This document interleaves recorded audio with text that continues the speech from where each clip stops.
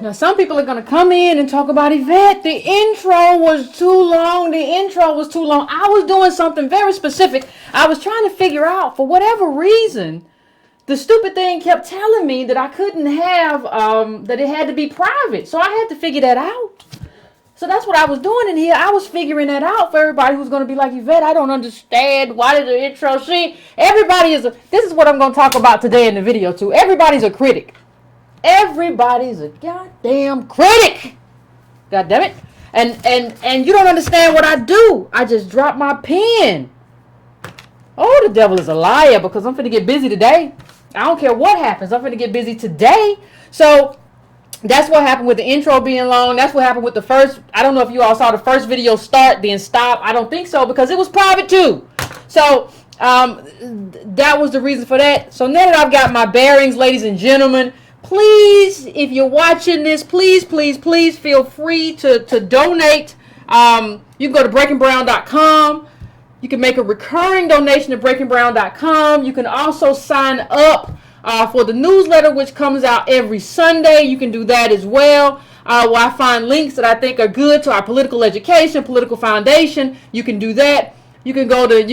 Please like this video. Please subscribe to the channel if you haven't already. Please do all of that. Stop talking about my glasses. I hadn't had new glasses since 2010, and my right eye was jacked up and I couldn't see, so I had problems. So I finally went and got some new glasses. So I can see, because seeing is essential. And 8 years without eyeglasses or a checkup is a problem. So also, some of you have been asking me and sending me emails asking me, do I have a Patreon? You say you found a Patreon of mine and you're not sure if it's legit. My Patreon is patreon.com/ycarnell. That's my Patreon account. So I do have that there. You can go to donatebrown.com, all that good stuff. But right now, I got to get to it. Because we got a lot of stuff to get to. And this thing done messed me up with all this stuff, trying to figure out how to make stuff unprivate. I don't know how to do that. So anyway, I have to talk about, y'all know I got to talk about your boy. Y'all know I got to talk about Charlamagne the God, or other words, Lenard. Y'all know I got to talk about Lenard. It's just what has to happen. It's just what has to happen. So let's get to talking about Mr. Charlamagne the God. And let's talk about how he got roasted by Monique, and how I have anticipated that he was going to get roasted by Monique. I didn't know he was going to get roasted that bad though. But I think anybody who's following this situation should have thought that he was probably going to get roasted, right? And what I think is so important, you see, the thing that's important about this conversation, what's important about this conversation is not necessarily, like, Monique is important, Charlamagne is important, but what's important about this conversation is what it reveals about us as black people, and what it reveals about the black community, and what it reveals about our thinking. Like, that's what's important. That is what is important. So when I bring this up, understand that that's the lens through which I'm going to be having this conversation. I'm going to be having this conversation through the lens of why and how this is important to us as a community, and how we need to think differently to come outside of this. I'm very happy that Monique is winning people over.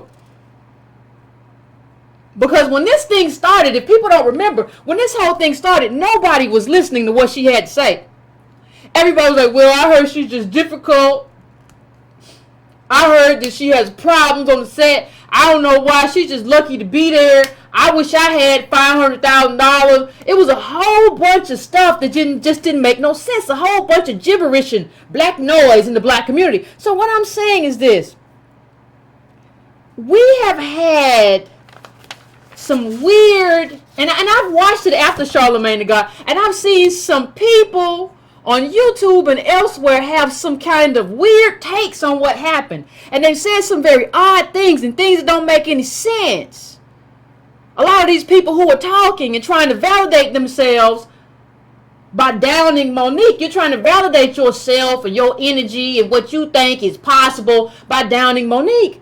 And so I think it is necessary. Now let me just say to YouTube, this is like fair use. I have no copyright to any of this stuff, but I think it is necessary, if we're going to have this conversation, to look at some of these clips from the Breakfast Club and kind of break them down piece by piece. Because that's what we do here at Breaking Brown. We're not those people who just come in and talk about how we think or how we feel on any given day. We like to break things down. At Breaking Brown, the Breaking Brown family, we're analytical thinkers. That's what we do. So I want to break this down. I want to talk about Lenard. And notice how Angela Yee jumped in there. Yes, I know his name is Lenard. It's not Leonard. Yes, he's telling the truth. I want to talk about people who just, well, we'll get into it. I want to talk about black people who keep saying, well, I agree with Monique, but she's going about it the wrong way, when you don't know what the right way is, and you don't understand white supremacy and what has to happen and the level of aggression required to combat white supremacy. I want to talk about everything that you don't know. So I'm going to bring up the first clip. This clip is about a minute long. I want you to listen to this clip, and then I'm going to come back. I have to be hearsay. I didn't want to have anybody exchange words that I may have said to him. So my husband and I wanted to come on so we could understand how I got titled Donkey of the Day. So why'd you give a donkey today, Charlamagne? Well, I think it was due to the whole Netflix situation. When I heard you say that, you wanted us to boycott because of racial and gender bias, but then you went on to, mention two brothers and a woman. So I said maybe she should be more specific and say black woman gender bias. But then also just from a business aspect, I wanted to know, why did you feel like, you should have gotten whatever Chris Rock got, whatever Dave Chappelle got, or whatever Amy Schumer got? Because I feel like this is a what are you doing for me right now type of industry. Well, she didn't say what they got. She said she should have got more than she was offered. And then, Charlamagne, you brought up an old Netflix special as well. But that was later on. But my point was, like, this is a what are you doing for me right now kind of industry. We all know Monique is a legend, but we also know that those deals that Netflix are giving out are based off recent stand-up shows, recent concert, recent arenas, recent tours like that. So I just wanted to know why you felt like you deserved. Have to be hearsay. Now here's the thing about this first clip. What Charlamagne reveals in that first clip, he says, we all know. No, Charlamagne, you don't know anything.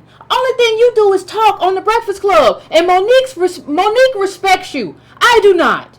I'm just going to put that out there. Monique is all about sisterhood, but I'm all about calling out sisters and brothers who ain't about sisterhood, because we can't have no sisterhood or brotherhood when we got sisters and brothers who ain't about sisterhood or brotherhood. There's got to be some excommunication. There's got to be some exclusion in this conversation. And what I am telling you in that clip, he said, well, we all know he's talking like he's the CEO of a major corporation. He's talking like he's worked as COO or CFO or worked in some capacity in a major corporation. No, Charlamagne, you don't know. The only thing that you are doing is talking and disparaging Monique, who is trying to fight for not only herself, but for black women, black comedians who are coming after her. You don't know. And the reason we know you don't know, because DJ Envy had to correct you in the beginning. He said, no.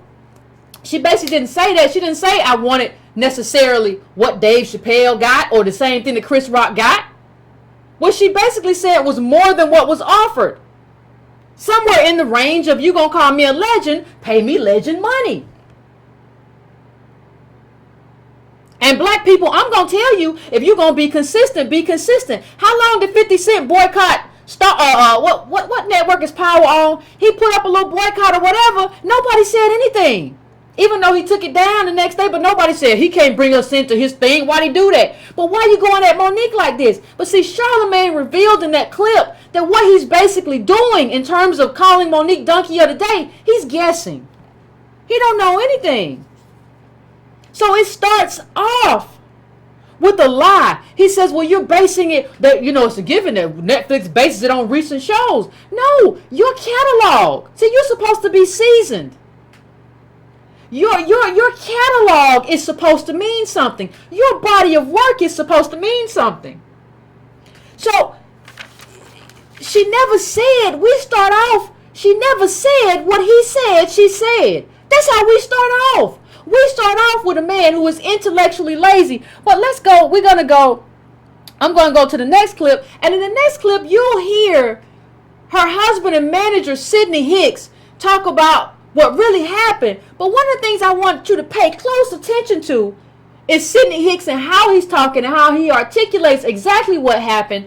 And I want you to pay attention to the level of professionalism, because a lot of people have attacked her black husband and said, well, he shouldn't be in there. What you don't understand is that the people who run Hollywood and the people who run Netflix and all these people, what they really want, they don't want Sidney Hicks there because they don't want Monique getting money. And then now Sidney Hicks, her husband, is getting manager money. You paying 2 black people? What we really want you to do is hire a white man, and you black people are standing for it. So let's just hear what Sidney got to say in this next clip, and we'll come back and talk about it. Go back to the conversation that we had with Robbie. It didn't start with the offer where the color bias and the disrespect transpired. It started from when we had our initial conversation after Monique got her reviews from the nights in which Benjamin and Caitlin, who were representatives for Netflix, came out to see Monique, in which on 2 different nights they saw her get a standing ovation, which subsequently gave them reviews of amazing and great show. So when we're in the midst of having the conversation prior to them giving the offer, we're in the midst, and he says, well, I want to make it very clear that, people speak about Dave Chappelle, Amy Schumer, and what they got.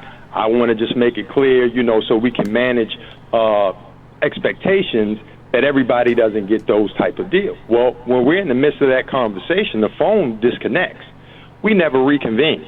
He never gets us back on. And our attorney calls me up, and we speak, and we're like, well, that was strange. Are we going to get back on the phone or not? Because anybody who does business knows that this is a key time in which to build the value of your client. Then we came back with an offer that they allegedly had sent over that our attorney and I had never received. And then on that, it was a certain time limit in which we were supposed to respond. Well, we had passed the time limit because we never received it. When our attorney had asked them to please resend the offer that they had allegedly sent, it was clear that it had never been sent in the first place. That's the second red flag. When we get on the phone to discuss the offer that they had then finally sent over, initially they didn't want to have the conversation until I expressed to them, it is very ironic that the call we had was disconnected, we never reconvened, you became evasive, you can't get on the phone, now I have to express what it's feeling like, which is gender bias, color bias, and there's also an age issue that we didn't discuss that's in there as well. So those 3 things are what led to it, in conjunction with the fact that the very items that he said did not translate for Monique, which were her resume, what she's done in terms of movies, it didn't translate, but he said those were the things that translated for Amy Schumer. Now, we just wanted to know, why did it work for Amy, but it doesn't work for her? Because what she just did in terms of what Monique's body of work contends with or resulted in, it's all part of the resume, just like Amy Schumer's resume. So why does Amy's resume work and Monique does not?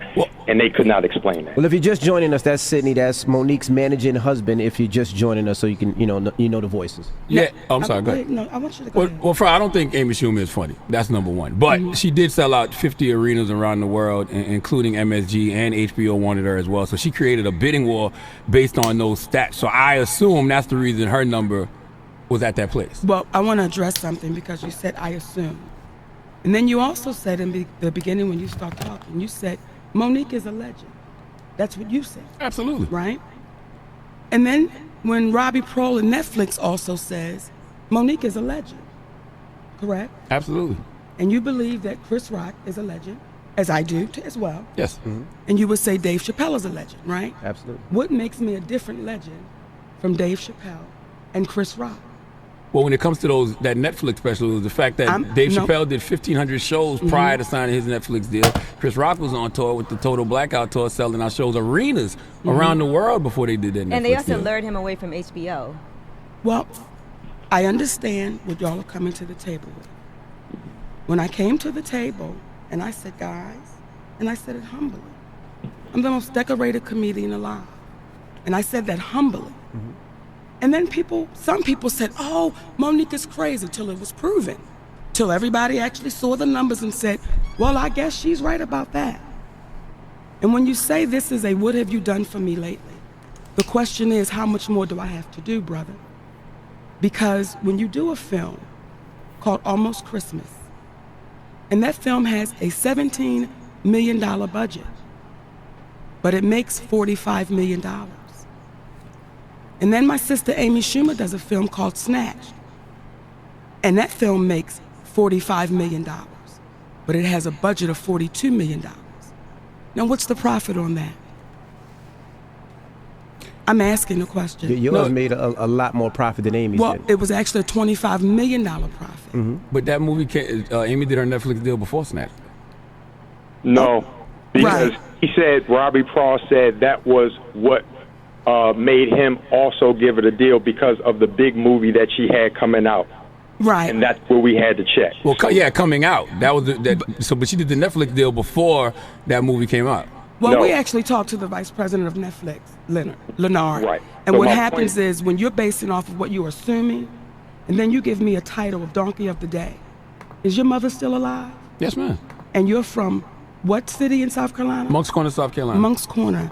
And if I was to call your mother or your grandmother, could they tell me stories of inequality that they had to deal with? Absolutely. So would your mother be a donkey? No. Would your grandmother be a donkey? No. I need you to explain how you gave me the title because you're not explaining it. You're going off of what I assume. But because you're on that microphone, and when we open up these microphones, we know just how powerful our voices can be, don't we, Angela? Yes, we do. And we know that what we say can become law. Correct, Lenard? Absolutely. So when we do that, we must then explain it to our community because we know how poisonous it can be when we put things out, but we can't back it up. Go back to the conversation. See, the thing is, somebody in the chat says something that just drives home the problem with Charlamagne. Somebody in the chat said, well, because you couldn't negotiate a deal is sexism. First of all, I want to know, when have you, the person who said that in the chat, did you stand up against white women like that? When all these white women came out and said sexism is real, Me Too, you didn't stand up against them, but you stand up against Monique. Let me tell you something. I believe Monique's resume and who she is and how funny she is and the hits that I believe she deserves legend money, right? But I would never stand up against another black person on behalf of Netflix. I just would never do it. Even if I believed that way, I would get somewhere and shut up. But see, the person who said that isn't even listening. We got a lot of people with Twitter fingers. We got a lot of people with Facebook fingers who don't want to research. We got a lot of intellectually lazy people in our community who have to be purged. And Charlamagne is the best manifestation of that. They like when I did an interview for Monique, she asked me to read the documents that she had tweeted out. I read them. And the documents showed that Netflix didn't come back. Listen to what Sydney said. They never reconvened. There was no offer sent. They said, we hope if sometime in the future we'll be able to do business. There was no opportunity for renegotiation. That's what you don't get. There was no opportunity for renegotiation. You're like some kind of wind-up doll that just keeps saying the same thing over and over and over again. Hello, how are you? Hello, how are you? Hello, how are you? No matter what she says, you're going to say that, well, she should have done things differently, because you don't want to accept the consequence of being a black person who does comedy for black people, a black woman who does comedy to black people. Because you talk about, and Monique never said that I want or I should have Chris Rock money, that I should have Dave Chappelle money. But she said this $500K is not legend money, and it ain't. But you just like Charlamagne, you don't want to do the work, you don't want to pick up a book, you don't want to do any of that. You just want to talk and talk and talk and talk and talk. Netflix is paying $8 billion for content next year. You are not their CFO. You are not the person in charge of how that money gets spent out. You are just kind of uselessly going around talking about how black people don't deserve master's money. You don't deserve master's money. You better prove to me you deserve master's money. Did you deserve? What's wrong with you? Are you okay? I mean, the thing is, what you see in that comment is that Schumer's resume matters. So we can talk about the movie that she was going to do being part of it. But we can't talk about how the movie that she did bombed, right? We're not going to talk about that. Now, Monique couldn't negotiate. She wasn't allowed to negotiate. But Amy Schumer was able to negotiate from 11 to 13 million. So y'all negotiated with her. You wouldn't negotiate for Monique. And you got a bunch of Negro bobbleheads out here talking about she just should have negotiated better. Sidney promised that he'd negotiate. And you've never done anything in entertainment. You've never really done anything in business. And you feel as if you can speak on these things with some type of authority. And what Monique said was very important about moving the goalposts. Because with a lot of white comics, the study as well, these people are seasoned. Let me tell you, Jerry Seinfeld can take 10 years off and come back, never do an arena, and get a great Netflix deal. He is, because they will say he's seasoned. That's just the way it is. Amy Schumer's resume can matter. You're telling Monique this movie, Almost Christmas, was 2016. But you're saying that she can't do anything. It doesn't make any sense. And you're talking about selling out arenas. Let me tell you, this is Netflix. A lot of black people, see, we don't understand blackness. A lot of black people don't have enough money to go put seats in Madison Square Garden, but we have $10 a month for Netflix, and Monique makes us laugh.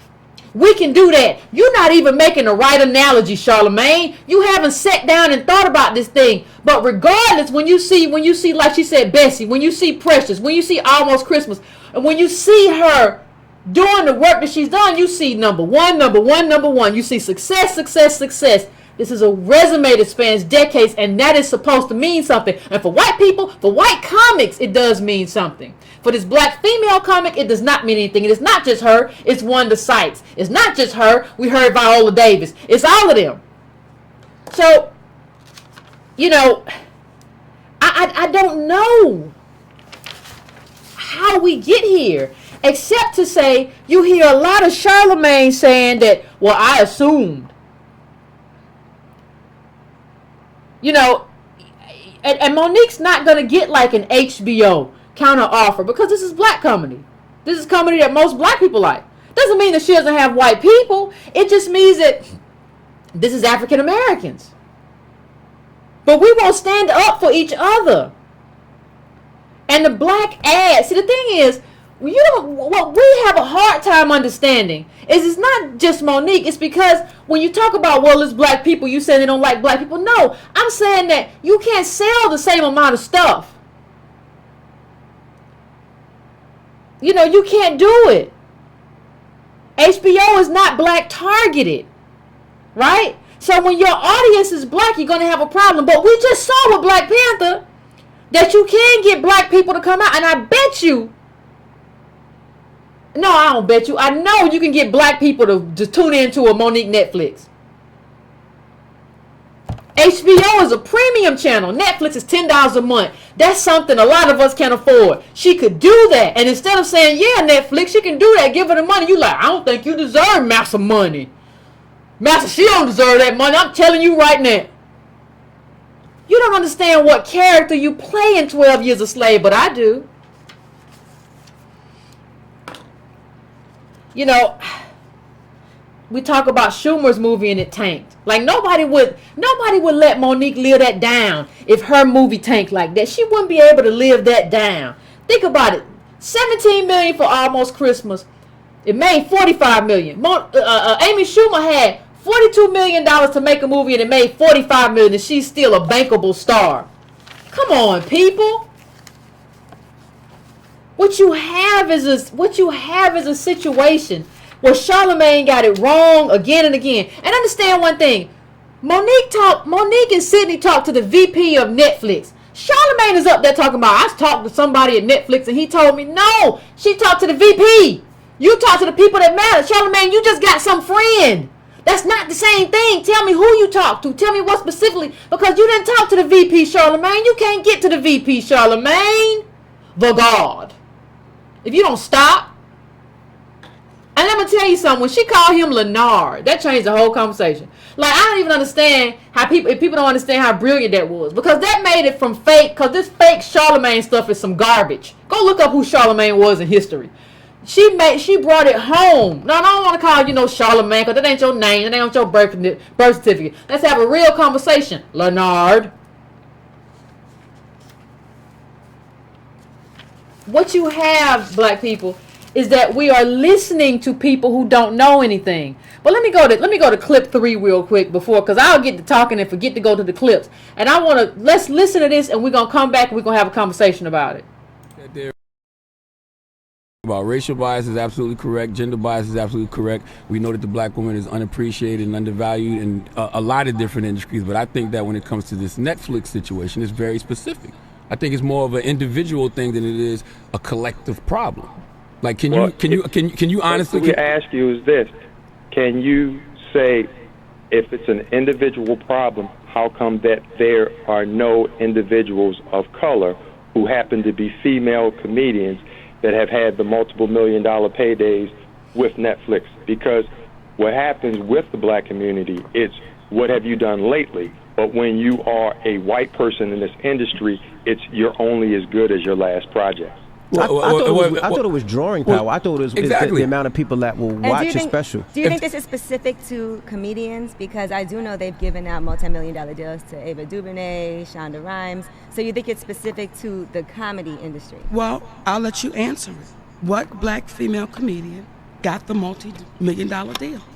Name her. I know. But don't you think it's coming? I'm sure Tiffany Haddish will be presented with something if she hasn't already. Well, but we got to speak about the sisters that's done it. Mm-hmm. See, when Wanda Sykes is number 100 on Comedy Central's top comedians ever. Number 70. I'm sorry, Daddy. Number 70 on the top 100 ever. But they offer her 250. So what do you say to that, Lenard? Well, I actually asked about that. I spoke to somebody at Netflix, and they offered that deal to Wanda Sykes before this guy that does these stand-up deals even got in the position. They offered this deal to her some years ago. Does it seem strange that you always have an answer when our finish line keeps getting moved?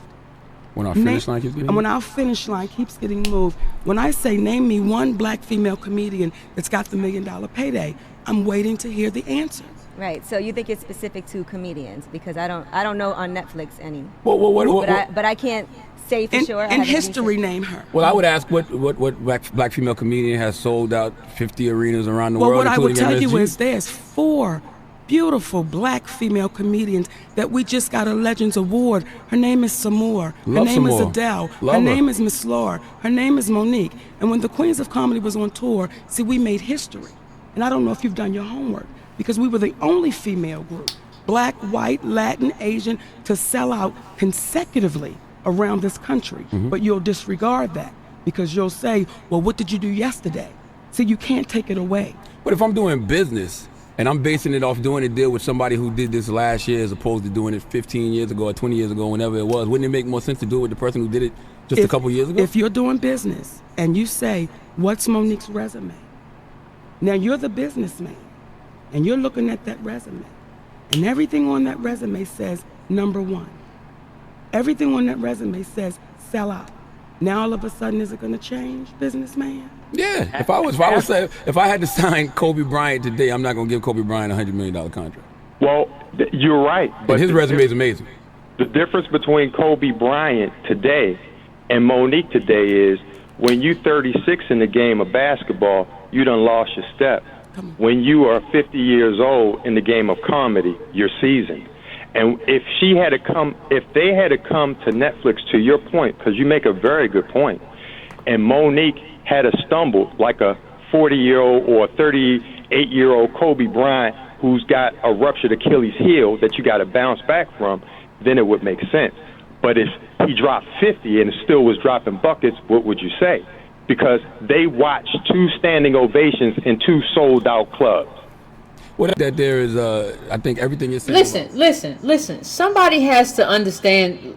I mean, I can't break this down any better. like they keep talking about Tiffany Haddish, and I no disrespect to Tiffany Haddish, but she don't have an Oscar. And she hasn't been around 30 years, and she didn't do the Queens of Comedy, and she don't have, like, you cannot put, she didn't do Bessie.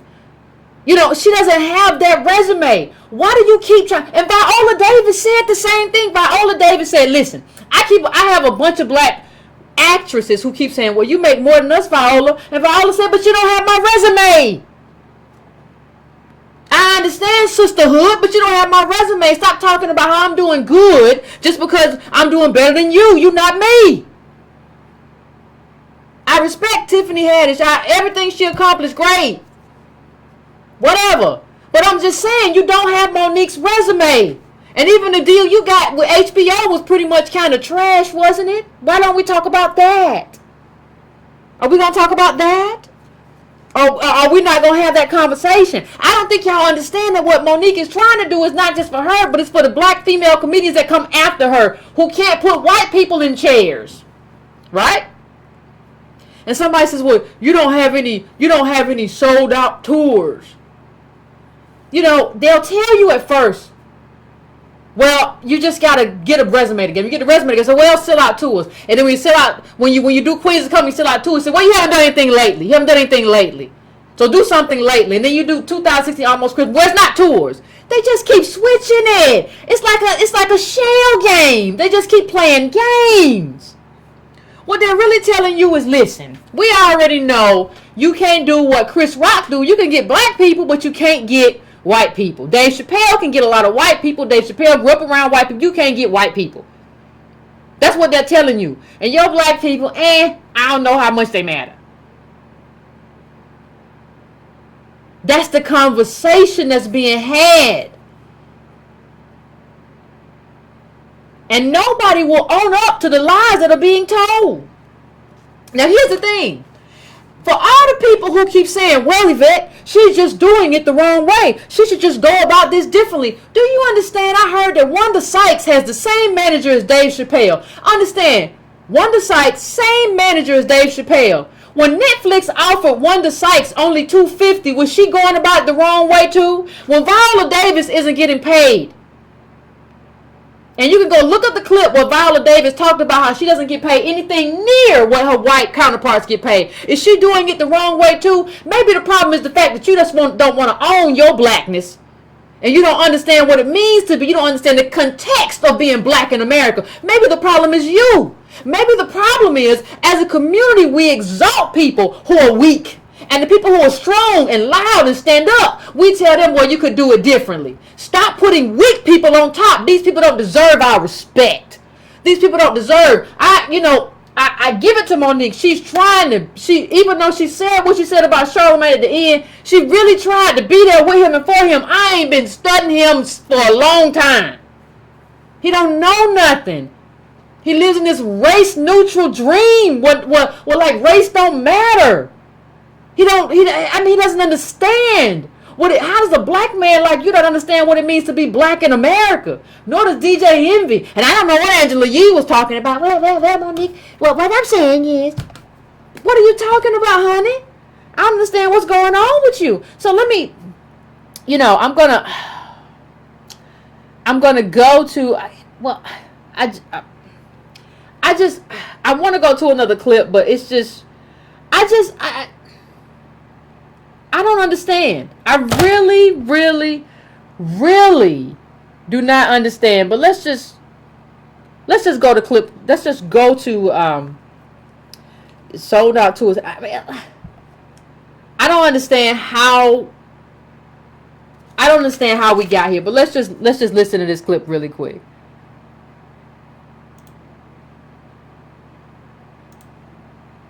Racial bias is absolutely correct. Gender bias is absolutely correct. We know that the black woman is unappreciated and undervalued in a lot of different industries, but I think that when it comes to this Netflix situation, it's very specific. I think it's more of an individual thing than it is a collective problem. Like, can you honestly? What we ask you is this: can you say, if it's an individual problem, how come that there are no individuals of color who happen to be female comedians that have had the multiple $1 million paydays with Netflix? Because what happens with the black community, it's what have you done lately? But when you are a white person in this industry, it's you're only as good as your last project.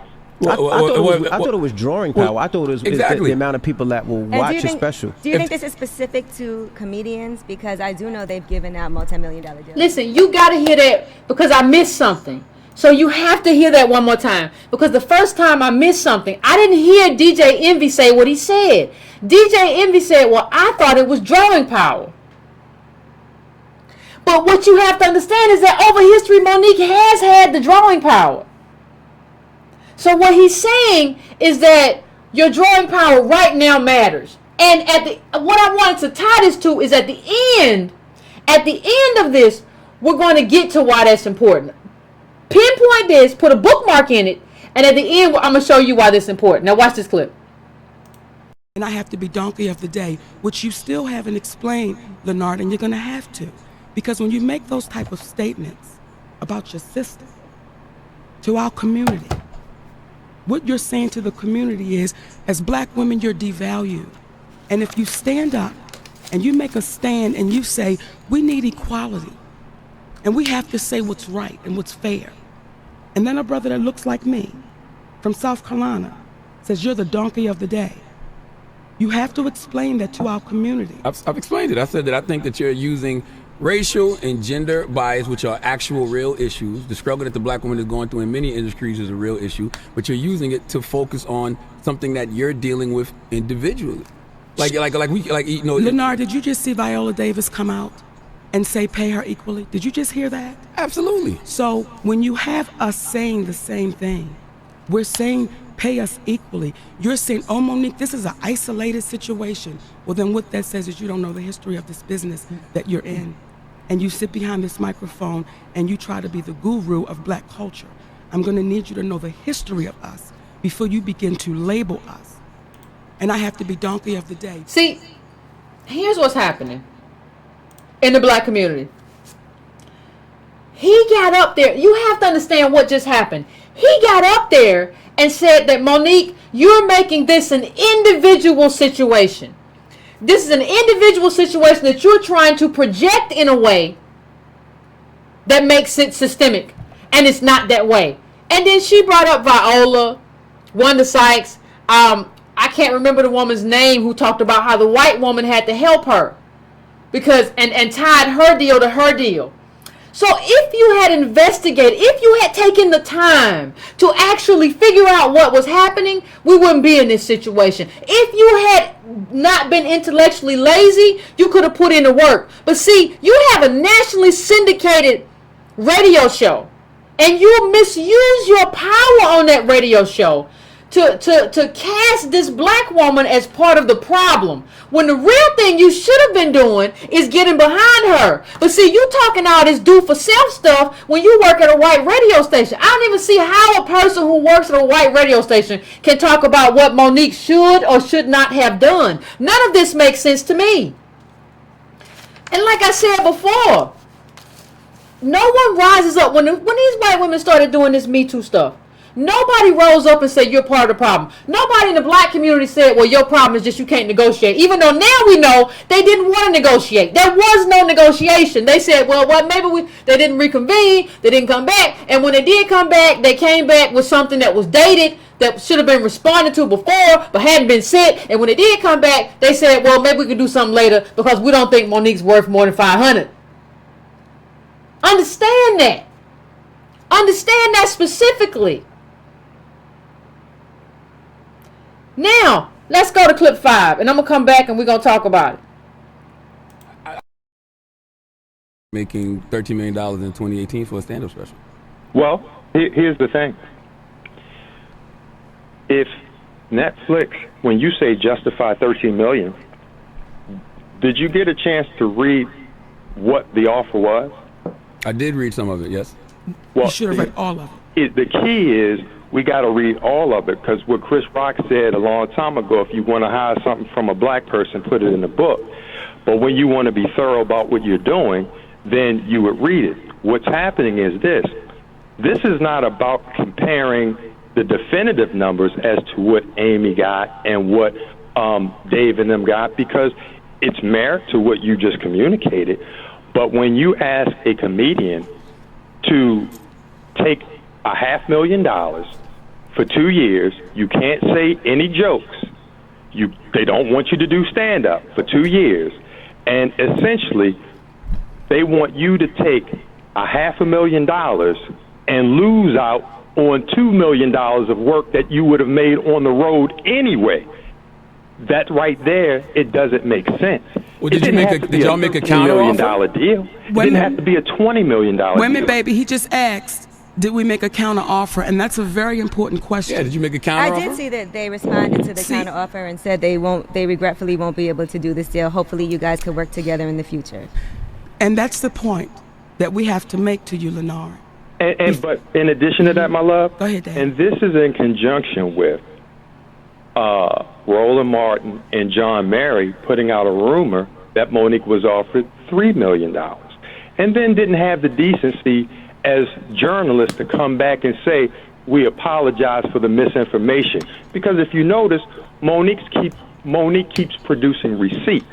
And as crazy as this sounds, this is a bigger picture than just Netflix, because what has happened was, you've heard about Lee Daniels coming out speaking in reference to how difficult Monique was and the whole nine. We live in a culture in which the ladies who are going up in the room saying #MeToo, and people are saying, well, you know, if you're going up in the room at 2 o'clock in the morning, you know you're about to get screwed. So why do you go up there and do it? But what happens is they'll say to Monique, why didn't you go promote a movie for Lionsgate for free? Because you know what they'll do to you. So now you're in a damned if you do, damned if you don't situation. Because the women who go up in the room, the reason why they go up in the room, they know they're going to get screwed when they go up in the room. They just don't know how bad they're going to get screwed if they don't go up in the room. What happens Sydney, is... can I ask you a question when y'all about made the that? counter offer, though? Let me answer that, please, Daddy. When you say what happened when we made the counter offer, this is why, again, Lenard, you've got to be careful with your words. Because your sister donkey of the day, but you didn't do your research. And you pulled that poison out into our community without fully doing your research. And now as we sit here, you have to almost backtrack your words. I'm not backtracking anything. Well, when you ask a question, did you counter offer? Mm-hmm. We put all of it out there. We put the information out there. So you were so ready to do good radio that you didn't do your homework. And I just don't understand. You were so ready to do good radio that you didn't do your homework, Roland. You were so ready that you didn't do your homework, Charlamagne. You were so ready that you didn't do your homework, everybody who comments in my YouTube. You were so ready to down this black woman. And understand what they're doing. They're trying to pit black women against black women. They're basically saying, well, Monique, we got other people in your situation who have taken your offer, who have taken the offer, and we think they taking it. They're trying to pit us against each other, saying other people have taken less, why pay you? Other people have taken less, so why do we pay you? And they're pitting us against each other. And instead of standing up, regardless of, see, I can't see in your house. I don't know whether you deactivated your Netflix or not. Only thing I do need to know is that when white women said everything that they said, rightfully or wrongfully, y'all didn't say nothing. But suddenly another black woman stands up and you got a lot to say and you call yourself a sister and you want to talk about sisterhood. When really and truthfully, you just like Charlamagne. You ain't nothing but a scavenger. Because that's what he is. I understand it. Obviously you don't. I want you to think about the deal she was being offered. $500,000 over 2 years. When she could make $2 million on her own doing tours over 2 years. Netflix was asking her to lose money. And you stupid. Because you can't count. And you don't understand what this means. Listen, we're in an era. This is the ignorance of Charlamagne. You can tweet him with this. I don't care. He don't control nothing I do. You should tweet him and ask him about the ignorance of not being able to add and subtract. Netflix was basically telling her she couldn't go on tour or she couldn't use any of the comedy that she had, which means you can't go on tour. and they had first refusal, you can go look at the contract because she tweeted it. So what they're saying is that you can't do nothing for 2 years. So whereas you might normally make $2 million in 2 years, you only gonna make $500,000 if you take this deal. And yeah, we paid Amy Schumer 11, and yeah, we might have paid Chappelle and them 20, but we ain't gonna pay you with 500,000. She didn't even say that I had to be. See, listen, this is the thing. This is the ignorance of Charlamagne. The ignorance of Charlamagne is that he came on saying, well, you said you want the same as them. Monique didn't say that. Monique said, I want legend money. And $500,000 taking a loss is not legend money. The problem with too many of us is that we can't count. Count, Charlamagne. Use your fingers and your toes if you need to count. That's not a deal. When you say talk to me about numbers, somebody in the chat, I'm going to talk to you about those numbers. I'm going to talk to you about a woman who's had a 30-year career. And understand what she said. Go watch the whole thing, because she talked about the fact that when they talking about doing these tours, they don't do them tours themselves. They get promoters. And those promoters aren't running to black women like that saying, let me promote your show. Because Chappelle and Chris Rock, they put white people in the show. They're not running to people who talk to black people. But you and black people, you think you can opt out of this in some kind of silly way based on nothing that you understand. We have elevated these weaklings and non-thinkers and people who cannot add to positions of power in our community. Y'all got to go. Y'all have got to go. Would the Roland Martin come out about that $3 million lie? And how quickly? If you want to talk about Dave Chappelle, understand how quickly them people came out and said Dave Chappelle was on drugs. They said Dave Chappelle, when that contract thing went down and he rejected that money, they said he was on drugs. They said he was crazy. They put out all kind of lies about Dave Chappelle. And Dave Chappelle said, I'm out. I'm gone. Now understand that Dave Chappelle and Monique just took two very different stances. He left and she said, I'm going to fight this fight. But understand how the lies get out. That $3 million lie is a lot like the lies I heard about Chappelle. I heard he was insane. I heard he was on crack. I heard a lot of lies about Dave Chappelle. But you all think that we're hearing the truth about Monique right now when these people who control media put this stuff out? Why are you trusting these people? They mean no good for you. Understand something else that Monique said, though. Monique said that, and she said it very specifically. She said these people, she basically said at one point in the interview, these people know that when you're labeled difficult, what they do is they use that as leverage. So the bullies label you as difficult, and then they come back. And they said, listen, take this $500 because we already labeled you difficult. We know you ain't getting no real money, so you're going to take this $500. That's how the game is played. They so slick with it, though, ain't they? They real slick with it. And we don't even pick up on it. That's the game. And Monique is getting a lot of pushback because she's standing up to the bullies. When she said, listen, I stood up because somebody threw a check at my assistant, and you don't do that. When she said, I stood up because Will Packer was talking over the black director, and I said, that's disrespectful to the black director. You don't do that. When Monique is getting into trouble because she's standing up as a black woman. And people who stand up, you should be pushing them further. Like, yes, this is our stand up. But we like the con artists who just play the game. And who do whatever Massa tell them to do. That's who we love. And that's who we put on top. And so when she said what she said, and if you didn't see what Monique said to Charlamagne at the end of that interview, please go look at it. I agree 100%. But see, I have been saying this for a very long time. You see, Charlamagne, the God, came out with a book. And the book was called Black Privilege. And at the time that it happened, I called black privilege garbage. I called it what it is. Because, what you have to understand is that black privilege is an oxymoron. I don't know how else to put it to you. There is no privilege in terms of how this, it ain't got, don't be, listen. People people tend to say stupid stuff in my chat. Don't say, well, Yvette, you don't like being black. It's not about that. It's about what being native black in this country. What is being baked into being native black in America? And the only thing that has been baked into that is failure. Because this country lives on our failure. We've talked about that before. But what Charlamagne doesn't understand that. He likes to be race neutral. And you've got a bunch of these quirky little weird black people out here now who feel like by being race neutral and acting like business and race do not coincide, that will make me somehow more successful. It ain't gonna never work. You're not gonna get more successful just because you're being race neutral and you think that's doing business.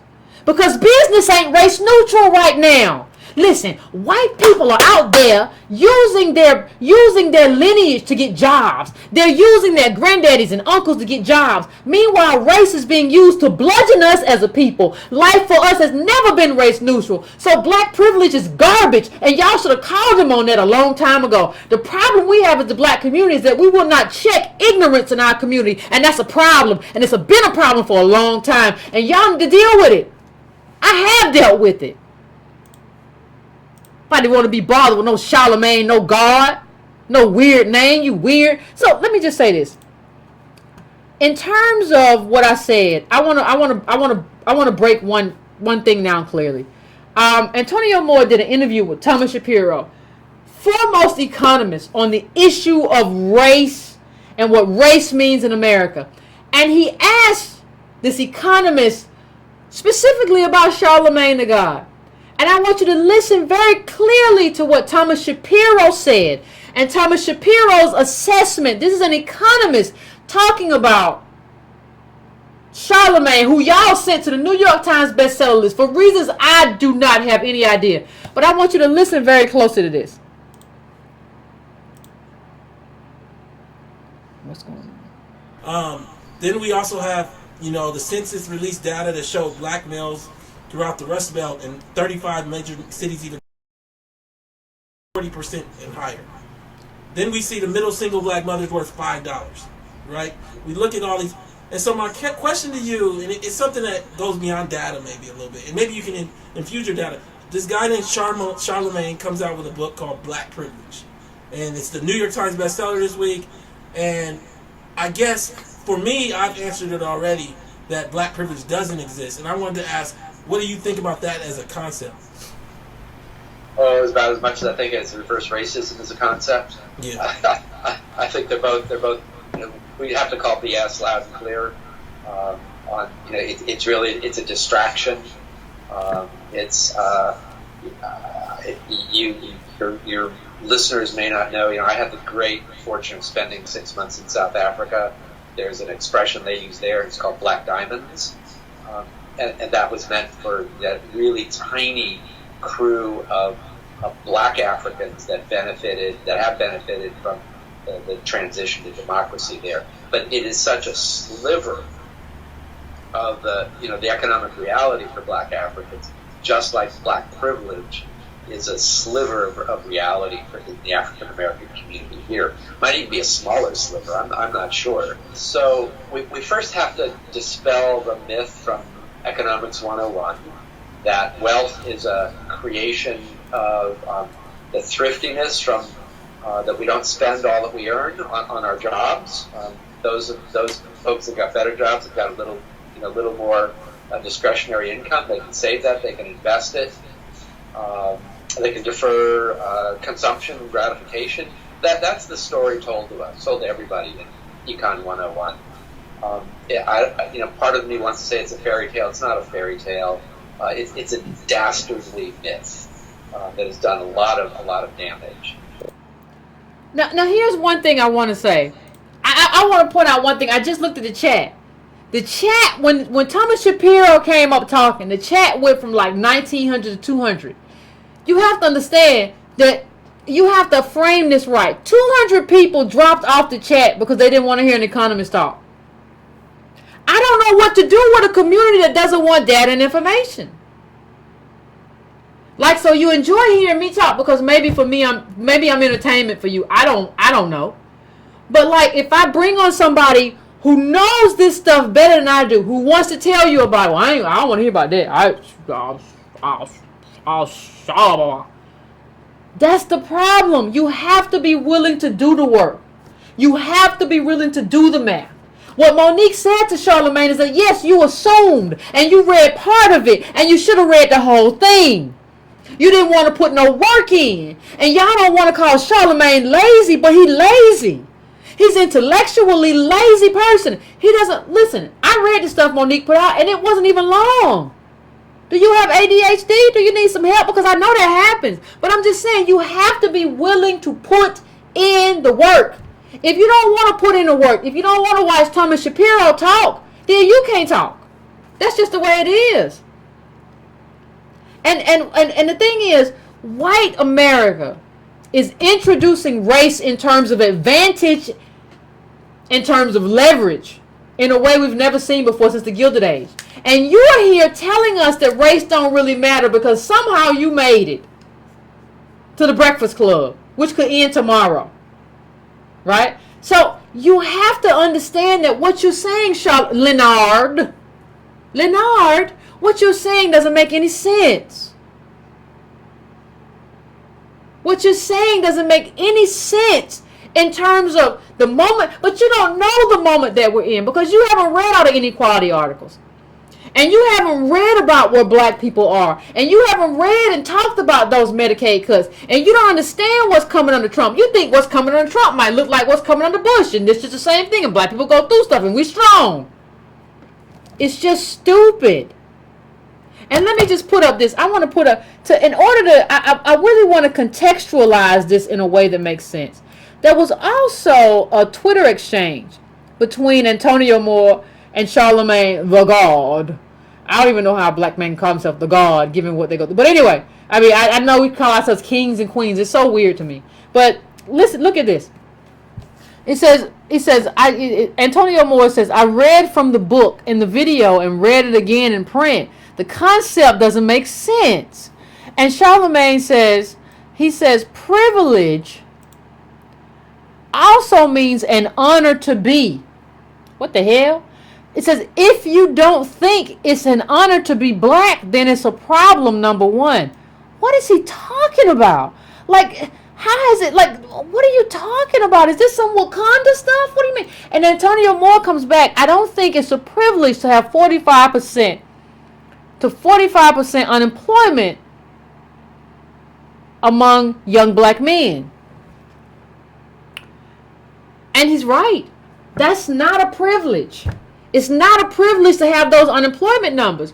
But you think, Charlamagne, see, this is what these little quirky black people think. They think that they get in front of, if they have this race neutral stance, then they can get in there and they can negotiate better than Monique and they can negotiate better than everybody because they're race neutral.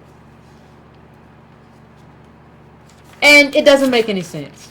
Just like what DJ Envy said at the end, we got to do for self. It doesn't make any sense. That's why the reason I don't care what kind of side gigs you got. The reason you go to that radio station every day to work for whatever white person owns it, that should be your answer. You should never even have said that. And every time Monique's people book her clubs to work in, she's doing the best she can at doing for self. But why would you not want that piece? You're an American. You've earned it. You have a resume. Why would you not want a piece of what Netflix is giving out $8 billion? Why would you not want your sister to get a piece of that? Why don't you think she deserves people? There's a lot of self-hatred going on here. And I have to talk about, before I go to the phones, I have to talk about what I mentioned earlier about doing this all the wrong way. Some of you, and this goes to the Killmonger criticism as well, some of you don't understand white supremacy. Some of you don't understand that the same people who are overseeing who gets money in America today were the same people who put dogs on Martin Luther King and sicked him and put water hoses on him while he was dressed in his Sunday best. You don't get to go just put a feather in your hat. You don't get to put a feather in your hat and think that's going to be the thing that convinces white supremacy. You don't think that how crazy do you have to be to believe that white supremacists or white supremacy will be defeated that way? I mean, I don't know if I don't understand. I don't even understand where black people are coming from. Like this idea that you could have done it better than Monique. Now you ain't got no career in entertainment. You've never done anything, but you think that but I would have just done it differently. I would have got a white manager and that would have got me 10 million.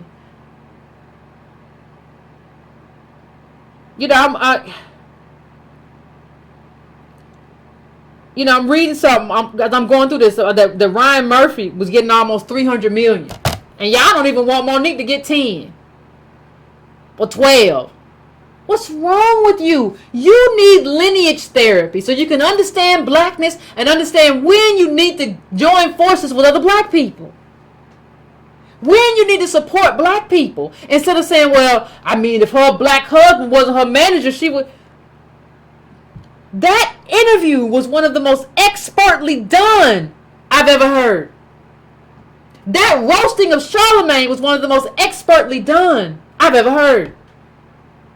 I've never seen anybody come into the Breakfast Club and consistently roast Charlamagne for 46 minutes. I've never seen it. And if you've seen it, let me know. I have never seen it. These are the same people negotiating. You cannot tell me that these people are not consummate professionals. You just hate yourself. You don't understand white supremacy. Just like you don't understand what Killmonger was going to have to do for the revolution, you don't understand that legacy is rising. White people are advantaging what they have. They're leveraging that whiteness. And you have to leverage your people. And if you can't leverage your people, you're going to have a hard time. As I end this, I just want to say, like I said, that talking about black privilege shows you don't understand black privilege in the context of what it means to be American. And, we cannot be a race-neutral group. We are not a race-neutral group of people. So I'm going to play one last video, and then I'm going to come back and we're going to go to the calls. Approached us and say, you're not selling out arenas, and they were using your metrics that you just said, then we would say the number, it definitively doesn't have to be 20 if that's your metrics. But when you're saying that you're going to offer her 126 of what Amy Schumer got, and you're referring to Monique as a legend, and you're seeing her performance, and you see the people standing up for her at the end of the show, have you read the reviews to the Netflix special for Amy Schumer? I don't think Amy's funny. You don't got it. Amy got me blocked on Twitter because I don't think she's funny. You don't got to tell me on that. This is the part, Daddy, and we got to wrap up the show. But Amy did sell out 50 arenas around the world, including MSG a few times. She had an HBO special that did great, and this was all in 2016. Here's what Brother Lenard is saying. Let your numbers fall. Let this year another show comes and they become number one and not the Breakfast Club. And then let a host come in here that's been doing it for maybe 5 years less than you. And then they get paid 26 times more than you. Then you come back and have a conversation with us. Because, that's all. When you say... Listen, all I want to say, and somebody brought this up in the chat, but let me tell you how slick this stuff is. Y'all saw Oprah sew up for Tiffany Haddish to support her or surprise her on some show?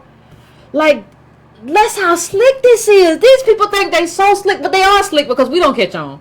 She really kind of did that to kind of just show, I do support female comedians. I support black people. It was a way to kind of show to kind of juxtapose that against Monique to kind of, because Monique is gaining resonance. So this is the game. These people are so slick, and if you're not slick enough, if you're not nuanced enough, you're gonna miss it every time.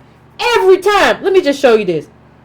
We talked about, I want to read from something. A TV mega producer is going to head to Netflix and he's going to get $300 million to head to Netflix.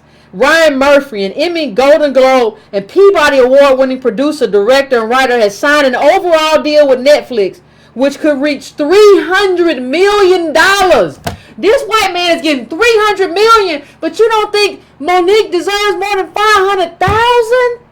Come on, man. That's like, it would be different if they offered Monique 15 and she was like, nah, I'm worth way more than 15 and we're going to boycott. I'd be like, Monique, okay, I understand you deserve more. You think you deserve more, but that you ain't boycotted 15. Like, let's talk about this. 500. She was going to take a loss. Like, how don't you understand that? And how don't you understand that the man who did this call, who had this conversation, her manager, Sidney Hicks, who, and he and Monique, because I couldn't do it. I can't help people say, well, Yvette, you want to go to Breakfast? I can't go to Breakfast Club because I can't not get mad. I get mad and I'll be done said something to Charlamagne to get me kicked out. I can't do it. Maintain their composure. Perfect throughout. You gonna tell me he's the one that just don't know what he doing? So I just don't understand what's happening. I'm gonna take a quick break and set up the phones. And then we'll come back and we're gonna have another conversation. It is what it is, and we gotta do what we gotta do. Just give me a few minutes. We'll come back and we're gonna have a conversation.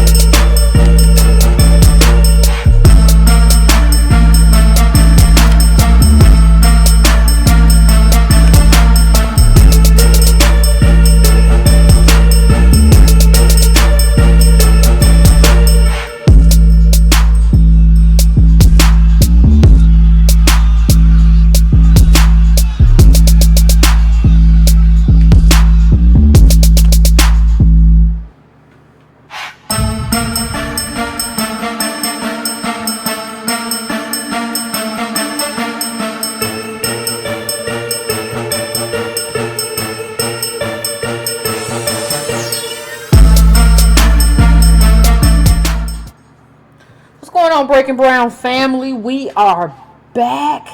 And I'm going to go to the calls because I want to hear what y'all got to talk about. I want to hear what y'all got to say. So the first call I'm going to go to, I'm going to go to 267. 267, tell me what's your name and tell me where you're calling from. Hey, what's up, Yvette? What's going on? Steve. I'm calling from Philly. What's going on? How you doing, sis? I'm doing pretty good. Hey, listen, man. I'm so glad I got through to you, man, because I was so upset about this all weekend, man. I got to get this off my chest. I'm hot about this. You know what I mean? It's a couple of points I wanted to make about that whole situation. I don't know if anybody brought this up, but you know, in Monique's argument, she said that when they did Amy Schumer's contract, right? They said that Amy Schumer said, "Listen, I can't get what the legends make, but I'm a woman," and they gave her $3 million more because of that. Yep. Right? Yep. Okay. Isn't Monique a woman?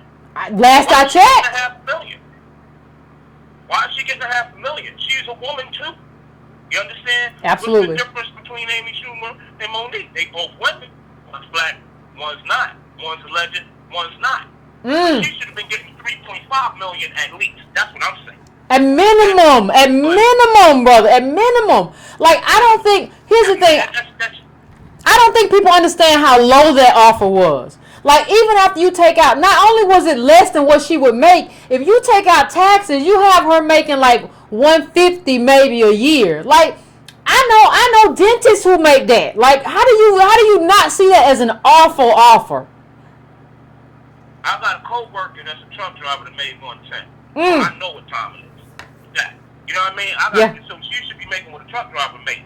And she won an Oscar and she's a legend 30 years in. That's crazy. Yeah. As far as the other point I wanted to make, right?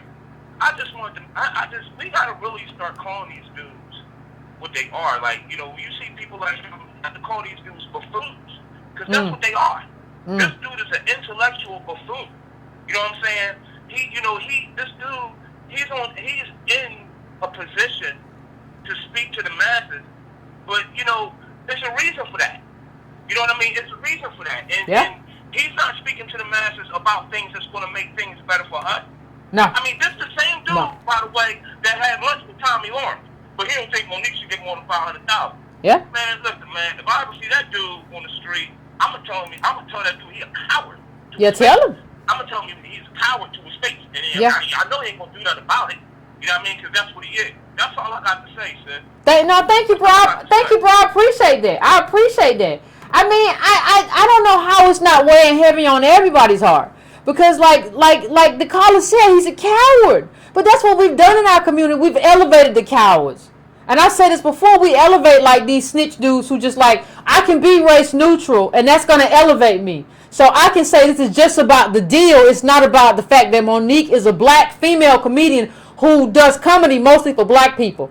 Not that white people don't enjoy her, but there are some people, but like your base is black people. Like, you don't see that. How do you not see that? And how do you not see that how she's being treated has to do with the fact that she is unapologetically black? How do you not see that?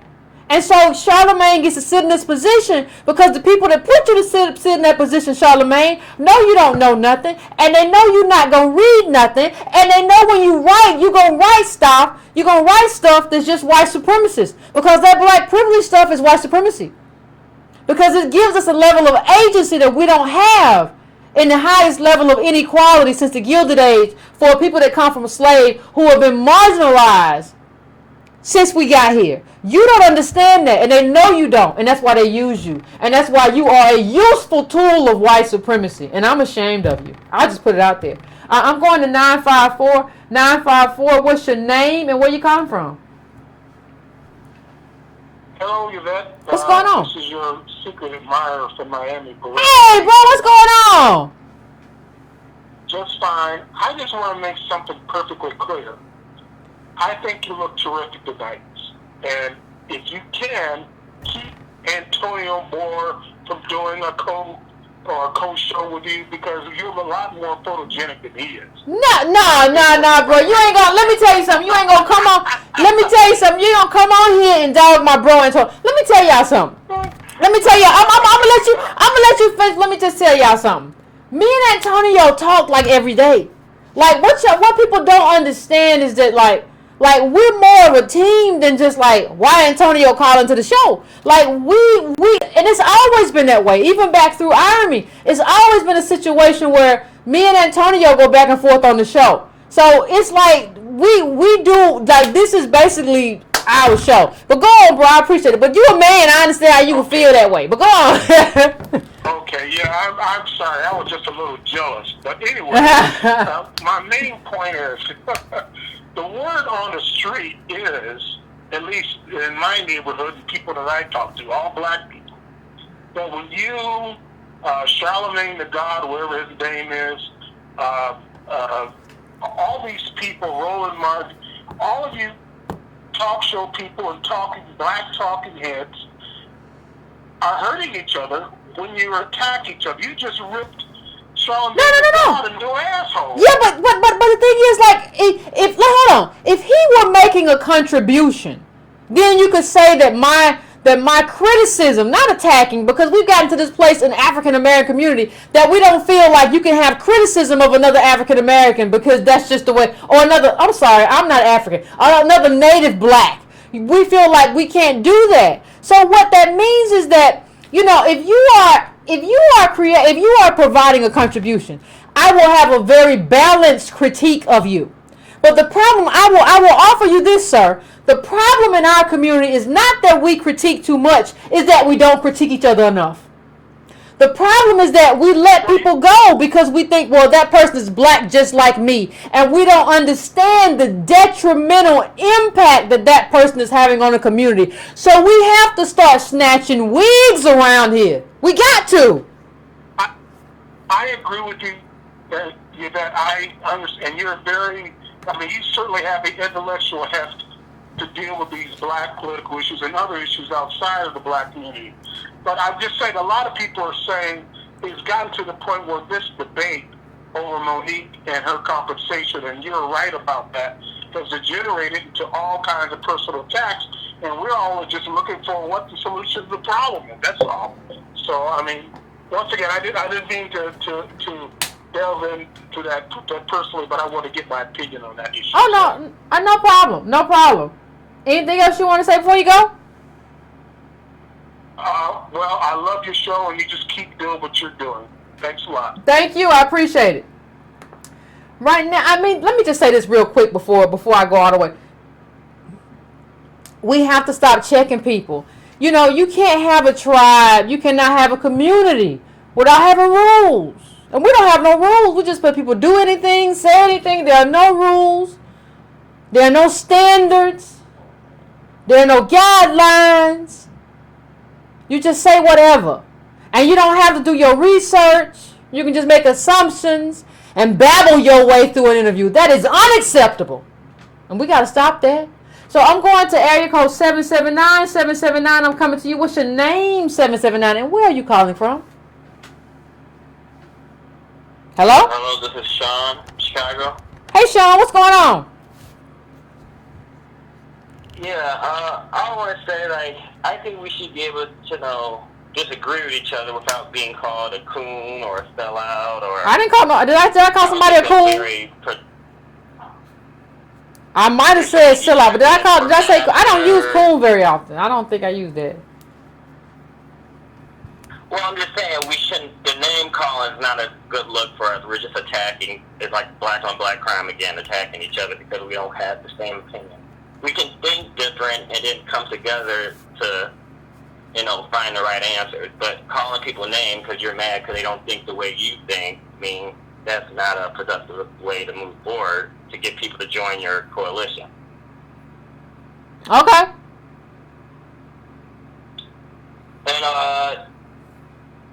And about what you're saying that Charlamagne was talking from a about Monique. He was talking about a business point about if you fill the seats that you get the audience.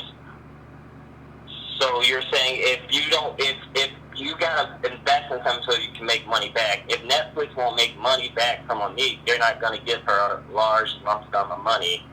That's how business works. So let me, Carla. What do you do? Carla, hold on, Carla. What do you do for a living? What I do for a living? Hell yeah! What do you do for a living? I work in a warehouse. So what are you talking to me about business for? Have you researched business?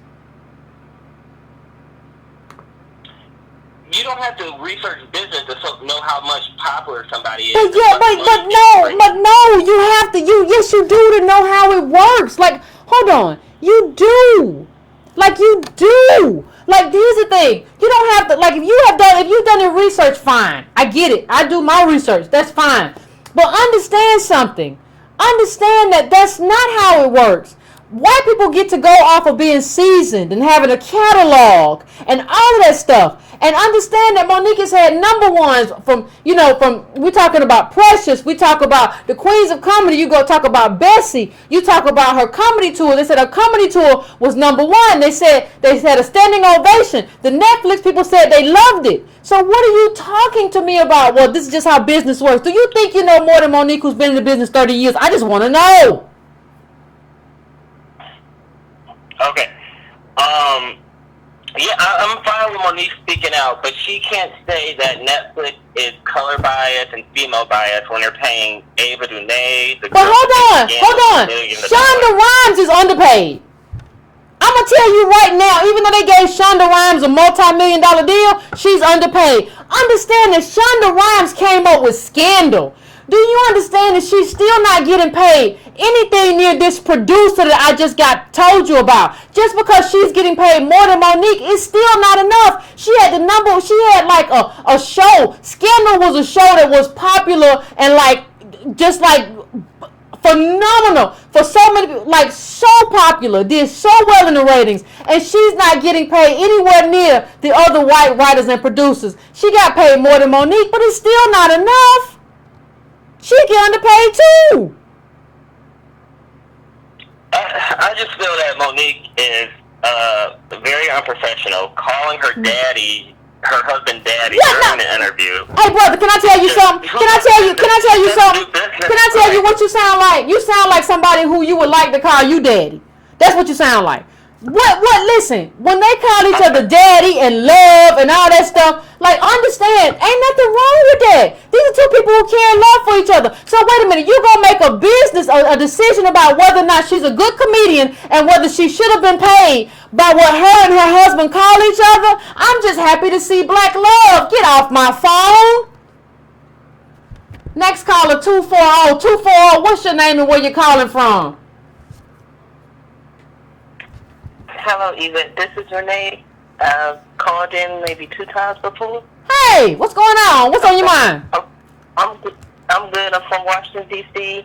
I think I told you, I was woke basically from listening to you for about 8 to 10 months now. Okay. And, I've got my family together. We started a family business, and I keep bringing black politics to them. Okay. We kind of capitalized on some businesses we already had. But anyway, I just want to talk about the Monique thing that's going to keep coming up because I think she's pivotal right now. I think people are so comfortable with stumbling in the dark, even though they know where the light switch is. And then when they stump their toe, they're cursing fuck or whatever they say when they stump their toe. But you know where the light switch is.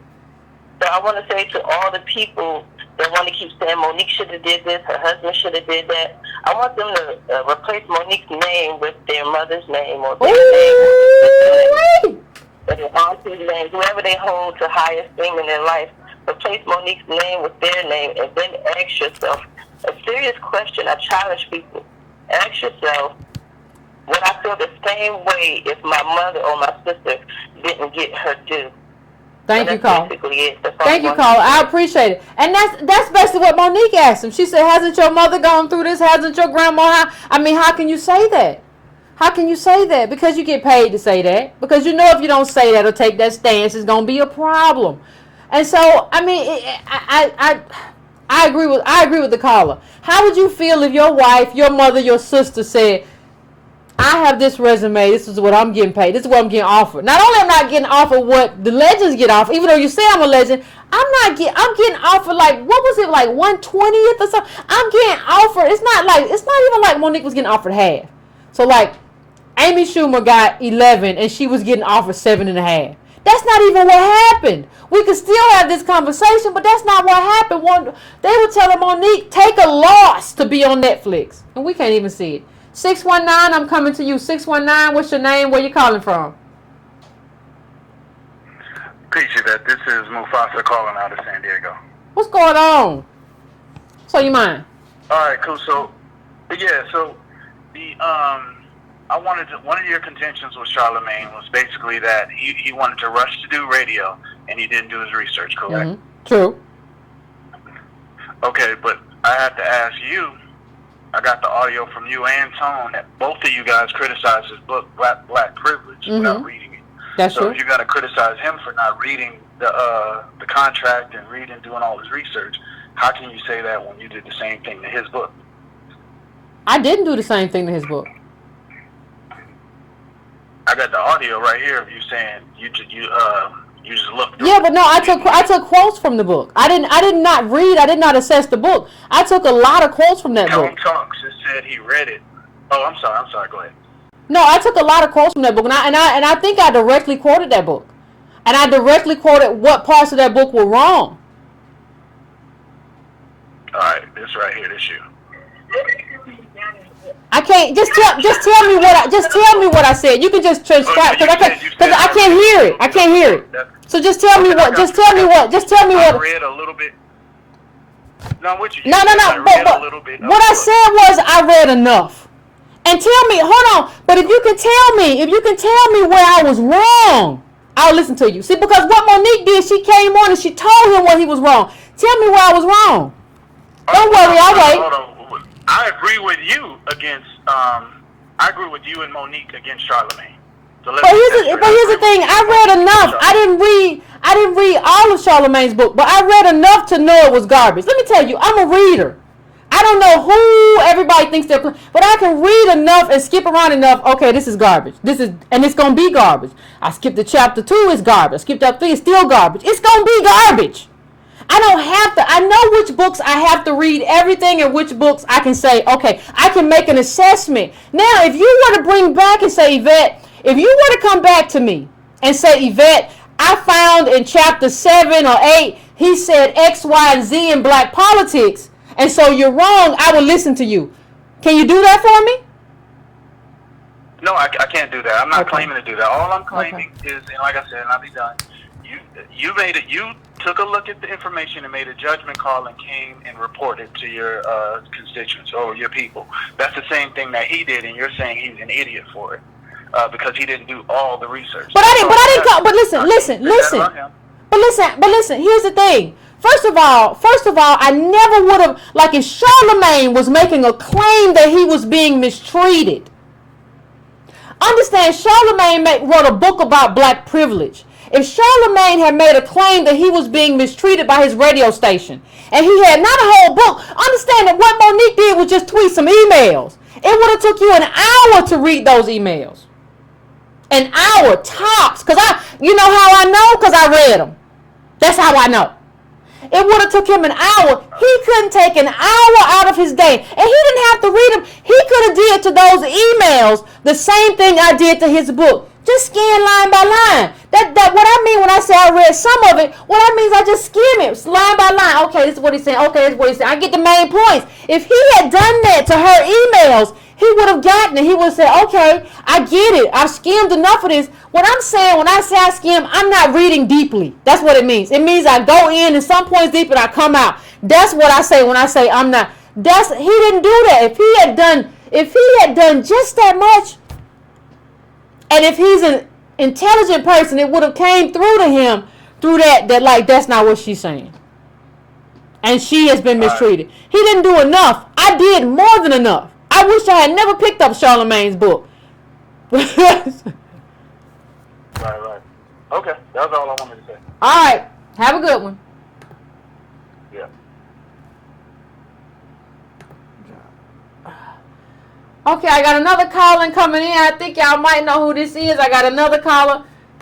Come on in. What's your name? Where you calling from? Sean in the building. This is a funny show. This is a funny show. You heard that last caller? You heard that last caller, Tom? Yeah. Well, I heard the other dude too. He was flirting with you, but he was bad. But you know what's a trip? It's just like when you look at this whole thing. No matter how much expertise, like, cause you know, like being honest, you know, when you go to negotiate deals and stuff, you just kind of realize that what Byron was saying when he was dealing with like Charter and Comcast, like people don't even understand that a black man can do that, and that that's going on, and how he was shut out. And I dealt with, you know, I spent my Christmas break, like Christmas, the day before Christmas, I was negotiating with the people who do Power.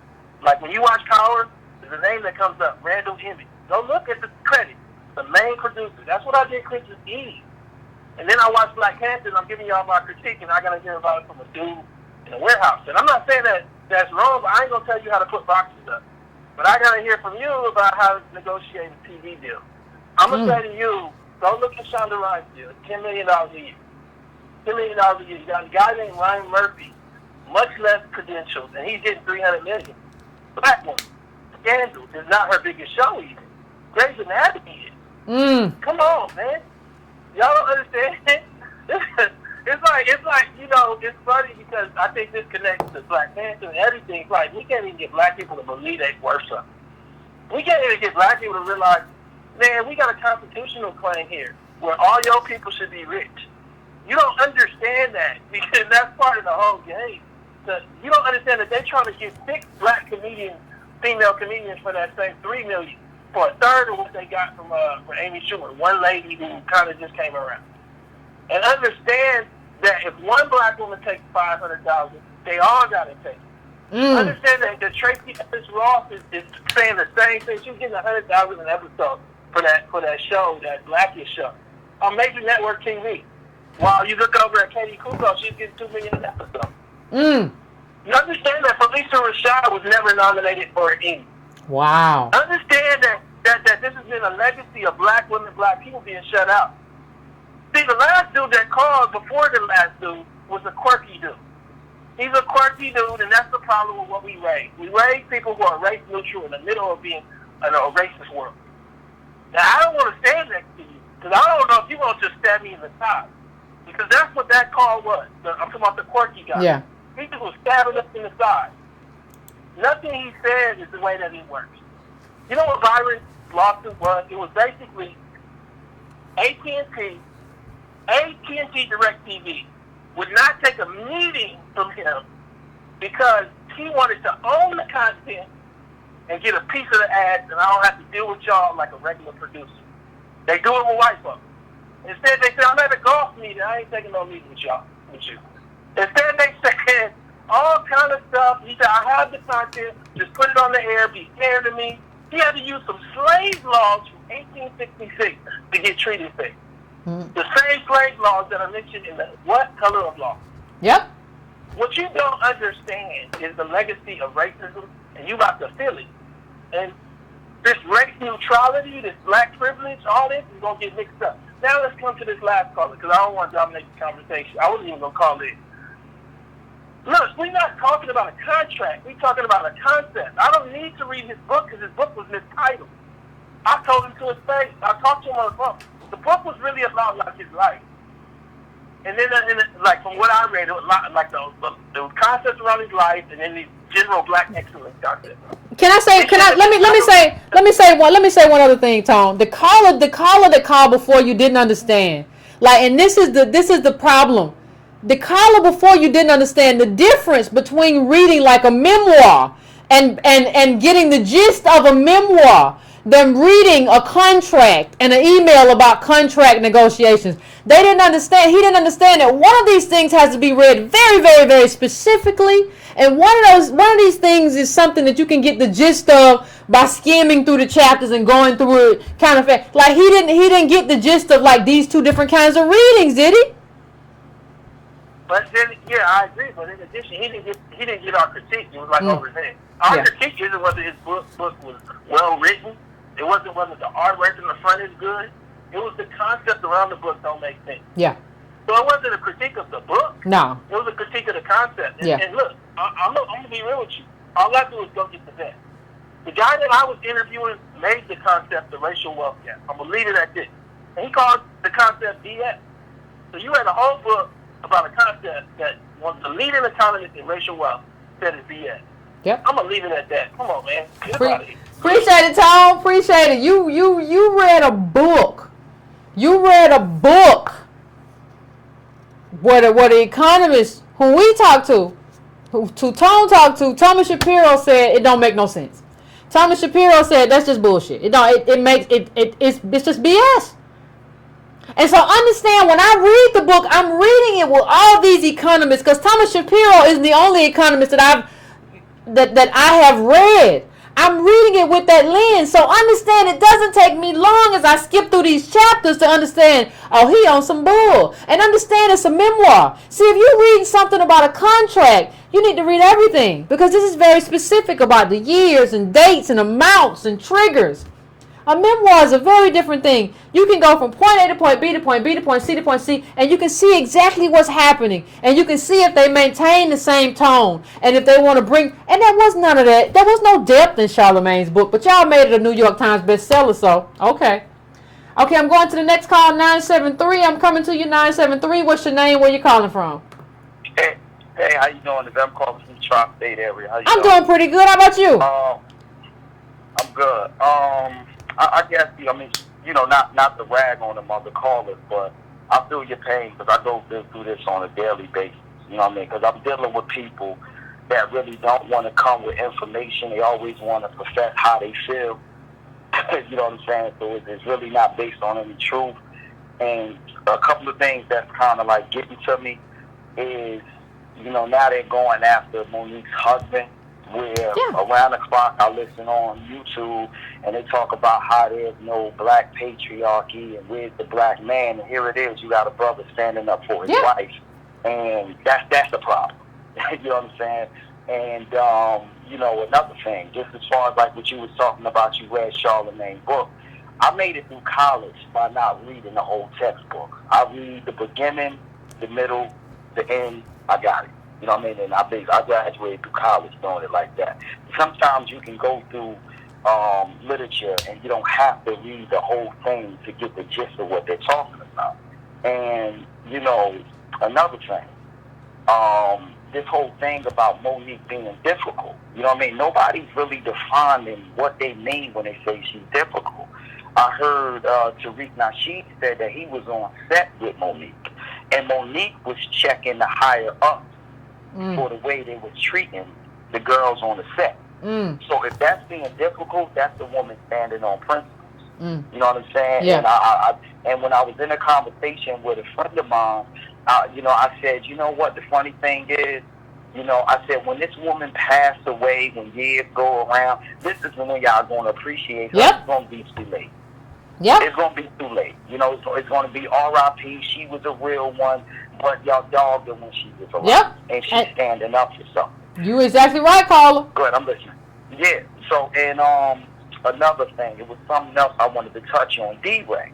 From what I understand, D-Ray got a few $1 million for his Netflix series. I said that during my first conversation about Monique. My problem with D-Ray is I don't ever know if he lying. Like with so many of these black celebrities, I don't ever know if they lying or not. Yeah, you're right. That's another thing. But if he's not lying, if he's not lying, that's some bull. That's bull. So my thing is this, and I'm gonna close with this. You know what I mean? When I listen to Sid talk, when I listen to Monique talk, you know what I mean? I got uncles that sound like him. I got aunts that sound like her, and that's who I see. You know what I'm saying? Absolutely. Something that you said. I said, even if I'm not going to, unsubscribe to Netflix, at least I can just shut up. Yeah. And just stay on code and let Monique get hers. Yeah. So that's just all. Thank you, Carl. I appreciate it. Like, honestly, this is my thing. If Netflix gave Monique $25 million, if Netflix gave Monique $30 million, who am I as a black person? See, one of the things I said about this show, we said it early on. It's about putting money in black people's pockets. Right? Who are you as a black person to say that this black person don't deserve Netflix money? Who are you working for? You're not working for black people. You're not working for putting money in black people's pockets. You're working for Netflix. And when does Netflix ever deposit a direct payment into your bank account? Based on some stuff you don't even know. And then you get so stupid. Well, they call each other daddy and baby on the phone, so that's unprofessional. You're an idiot. That's not what this is about. Those emails, and that's why you have to read the emails. When you read contract emails, it's not about reading a memoir. You all have to at least know the difference between genres. Attorneys have to specifically, and when you read about contracts, you have to specifically go through line by line. If I'm reading a memoir, I don't have to do that. I can go through chapter by chapter and go through and skim and get a gist of where you're going. And understand, based on interviews that I've seen, the context of what you're saying. You have to get better at understanding information and digesting information if we're going to have any hope of combating white supremacy in this world. Not even just in this country, in this world, because so many of us are just really bad at it. So 785, I'm coming to you. What's your name and where you're calling from? Hey, Monique, I'm sorry. Hey, Yvette, I'm Steve calling from Kansas City. What's going on? What's your name, bro? Yeah, Steve. Okay. Yeah, you obviously can tell I have Monique on my mind. I'm calling you Monique. First, I just want to say that your show at Tone is awesome. It's full of content. Thank you. Substantive information, and I think you all are really creating a niche here that's previously been unserved on YouTube. You know, obviously it's kind of messy, but thank you. Some of the things you all do, I have to admit, I'm one of those do-for-selfers. Oh. It was the last. Well, hold on, don't tag me yet. But I think it was one of the last shows you had with Tone, where you all were going over some of the things, some of the advantages that do-for-selfers have through their family, through contacts or something that really made me see that there's a bit of a fallacy to that mindset. So I just wanted to start there before you took my head off here. But I definitely want to say, I think the reason this whole Monique thing resonates with so many people, and I think the reason I felt compelled to call, was this is one of the first times we've ever heard so much substantive information regarding private negotiations between parties. And it's great to hear it. And there's no question, I mean, Monique has just released everybody's business, but there's no question these black actors and actresses are paid fractions of what I believe they were getting paid. When I'm hearing what some of these people are getting paid to do some of these movies, just as you said, it's shocking. I know roofers who make more than some of these, than Danny Glover, some of these people making for movies.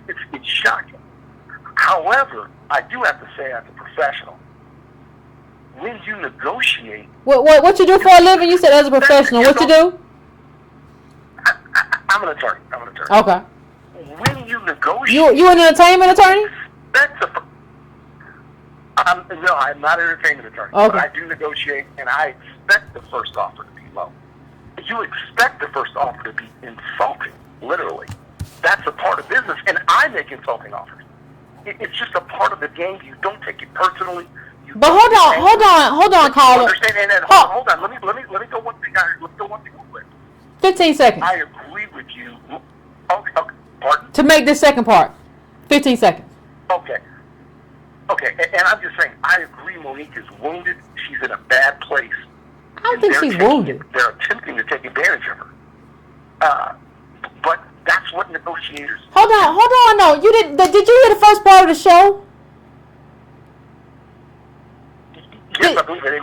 Well, here's the thing. Netflix did not come back to negotiate. They said, well, maybe sometime in the future, we'll be able to do business. Netflix never reconvened. There was no negotiation. So I'm having a hard time understanding what you're talking about. Let me ask you this. The thing I kept listening for on the repeat of the Breakfast Club show was that I believe Charlamagne, Lenard, repeatedly asked her What was your counteroffer? What was your counteroffer? There was no counteroffer. Hold on. I don't understand. Like, do you have a learning disability? You're an attorney, so you don't have a learning disability, do you? No, ma'am. I don't have one. So, I don't understand what you're saying. Netflix did not. I'm saying, no. I'm saying professional negotiator. No. No, Sidney Hicks. No. Sidney Hicks was there. Sidney, go look. Go look at that interview. Like, you have to learn to digest information. You passed the bar. Like, Sidney Hicks was very specific. There was no renegotiation. There was no counter. There was no space for a counteroffer. They said that we think basically this is what Monique is worth because other people have taken this money. There is no space for a counteroffer. Thank you. Good night. We hope to do business with you sometime later. I'm going to talk. Right. I'm going to toss something out here. I hope you don't hang up on me and get angry about it. I'm about to hang up on you right now. Do you feel there may be a reason that Netflix got out of this negotiation fast? I feel that Netflix don't know. Like understand what you're doing. Understand? No, I'm not. Wait. I'm gonna let you finish. But hold on. You're making up excuses for Netflix. Do you feel there's a reason that Netflix might have? Do you feel that there's a reason that Netflix maybe? Now, we have Viola Davis. We have Wanda Sykes. We have Octavia Spencer. We have all these black women across entertainment and they're not being paid right. And then you're saying, well, do you think maybe there's a reason that Netflix might have gotten out of this early? Do you read spy movies? What are you talking about? You have nothing to base this on. What I'm basing it on is it seems they're dealing with a person who's burned almost every bridge. No, you're wrong again. And I can tell by the way you talk. Oh like you, no, don't oh my God me. Don't oh my God me. What kind of law do you do? I'm a patent attorney. Okay. Now here's the thing. This is what it means, patent attorney, to burn every bridge. To burn every bridge, what it means, let's just drop your call right now. What it means to burn every bridge, it means to stand up for your assistant. It means to stand up for your black director when Will Packard is talking over them. It means to stand up for the woman that they're flying out to Cannes or whatever who don't have a makeup artist. I understand, patent attorney, you might not know nothing about that because when's the last time you stood up for somebody? You think talking like this and I can talk like this and this means that white people are going to like me. And do you think that there might be a reason that we don't know about? They don't like Monique. You're making up excuses for white supremacy because when you stand up for when you stand up against these bullies, what happened is they blackball you and then they come back after you've been blackballed and they say, guess what, you've been blackballed, so we know this 500 gonna be about all you can get, and what you gonna do? See, we thought that was a black college. Is it Cheyenne or whatever? I can't remember the name, but there was a black college where everybody faulted this black college for, well, they got a high price art collection and they could have made their money off the art, except the fact what you don't remember is that when these people know you need money and they know they can use that as leverage. So this art collection that you got may be worth a few billion. But guess what? We're not going to give you a few billion because we know you need it. And that's how they approach Monique. Guess what? We know you've been blackballed, so we know you're not going to get opportunities, so we're going to lowball you even further than we would have lowballed you had you just been a Shonda Rhimes or somebody. We're not going to even get into the millions because we know you need this money, so what you going to do, Monique? Get these people off my phone. This person, I don't know where you calling from. You calling from another country. Oh, my God. It's like 852. Foreign caller. What's your name and where you calling from? Yvette. Yeah. Yvette? Yes. Good morning. Good morning. This is AJ. I've been listening to your show for the last 6 months, and I have to say, you are one of the more engaging broadcasters on YouTube. So keep it up. Something you said on one of your recent broadcasts really resonated with me. That African Americans had paid the greatest price in blood and sweat and tears. And that really, and you're absolutely right, because without that, without the 64 Act, without the 65 Act, you wouldn't even have gotten to the Immigration and Nationality Act, which allowed my family to come to America. Well, wait, hold on a minute. Who was your family caller? What are you Irish? What's your nationality caller? Like, give us some context. I'm of Indian descent, and Okay. I live in Hong Kong, but I spent time in the U.S. You live where, brother? You live where? Where you live at? Hong Kong. Oh, Hong Kong. I knew it was a 4. I told you. Okay, go on. I'm sorry. Yep, you're right. You're right. And I would say that for that reason, certainly many Asians. Let's be honest, they are prejudiced. Certainly in my community, they are prejudiced towards African Americans, and I feel I've gone out of my way, and you've said this to family members. We owe maybe not a legal obligation, but a moral obligation to this particular group of people, because they, more than the Jews, more than liberal whites, have opened doors for us. Regarding Charlamagne, I'm a former lawyer. I practiced entertainment law in L.A. for a number of years. Okay. I'm now a journalist, and I occasionally write for the Hollywood Reporter. The stories I've heard in Hollywood from scuttlebutt from Hollywood, you're absolutely right. Monique has been blackballed, and that offer that they gave her was basically an insult to get her to go away. Thank God she spoke up. But the other thing is Charlamagne is talking utter nonsense, because Monique has got talent, she's got name recognition, she's got experience. So his claim that she can't fill up audiences, she can't fill up auditoriums, is utterly untrue. Okay. You put the marketing machine, you put the resources into it, and she will fill up those auditoriums. Case in point, whenever Chris Rock's got one of his specials, you see the resources and airtime that go into promoting him well in advance. You know what I'm saying? I know exactly what you're saying. All of these guys have. I know exactly what you're saying, Carl. Let me just say something real quick, and I'm gonna let you finish. There's a great article that I put up on my Facebook page about how Donald Glover, aka Childish Gambino, about how his song Redbone became a hit.